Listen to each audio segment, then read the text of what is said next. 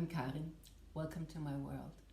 This is part two in my story about how I came to from being a very linear, very three-dimensional human to someone seeing everything from a multidimensional perspective. And my journey started when I was 40, so that would be in 2003, since I'm 56 now. And the first part was just taking an interest and realizing that my truth had changed, that my truth at age 40 was that we reincarnate, we have a soul, and we inhabit a number of bodies. That was my truth, and it was different from what it had been earlier in my life. Around the time, I had a cafe for about a year, and when it closed, I was in a really bad place. I was so stressed out, I could barely eat. I had so much anger and nowhere to aim it at, so it was all inside of me. I didn't know how to release it. And I was heading for another depression because it would not be my first. And something clicked. I do not want to do this anymore. I've been down that hole. I do not want to go there again. So I have to do something different. I have to change something. What can I change? And at that time, I was taking yoga classes from someone in the neighborhood who had advertised that she was giving Reiki initiations. Reiki is a healing modality where you work with putting your hands on people in a specific sequence. You have a sign that you initiate with. Once you get to the second initiation, you can distance heal, things like that. I had one single healing at the time. I had no notion of energy or how it felt. Energy was something that I used to power my television, but other than that. So for me, I just pretty much threw myself off the cliff because I couldn't stand it anymore, and I signed up for a Reiki class. And it was so intimidating because I was with 4 other wonderful women that I became close friends with through several years and took the other classes with as well. And oh my goodness, they would put their hands on somebody and say, oh, I can feel there's just kind of like an armor on your stomach, and I can feel this, and I see these colors, and I just kind of looking at my hands and how do I turn this on? Because I don't feel anything, nothing's happening. I do the sign, I put my hands here, and maybe it works, maybe it doesn't. I don't have a clue, because how do I turn this thing on? But I tend to get quite persistent. If there's something I invest in one way or another, my attention, my time, my money, whatever, I do it because I mean it. So I got stubborn.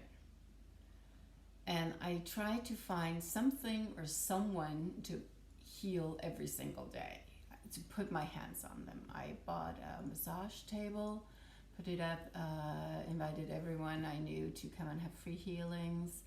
And I used the energy every single day. And bit by bit, things started evolving.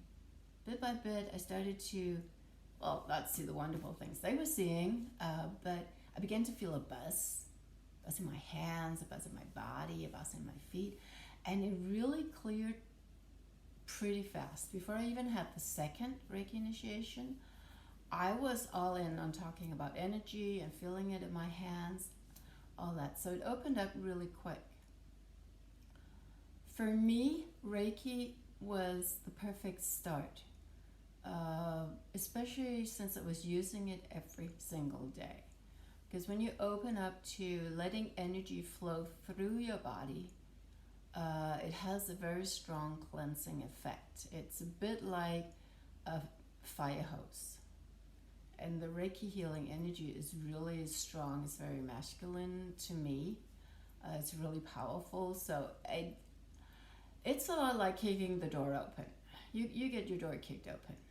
A lot of things can come from that, and certainly not all some you expected.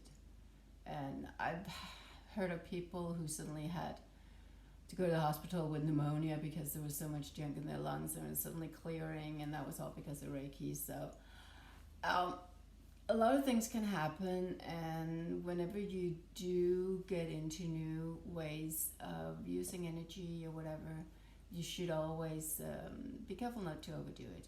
Keep pace with where you are at in your body, because we carry a lot around with us, and once you start opening the faucet, if there's no flow through it, it's going to overflow, and that can create some problems. So keep that in mind. I know that I was very ambitious and I moved very fast after the Reiki healing. While I was still doing the Reiki initiations, I decided that I wanted to know more about regressions, past life regressions. That turned out to be another tool for healing. Past life regression therapists will put you in a trance and take you back to a time where a problem started. Like a friend of mine, she couldn't wear scarves because she felt she was choking when that happened. She would just completely freak out if she has anything touching her neck. And she tried past life regression, told me about it, and said that she was brought back to several lives where she had been killed by getting her throat cut, or I think strangulated as well.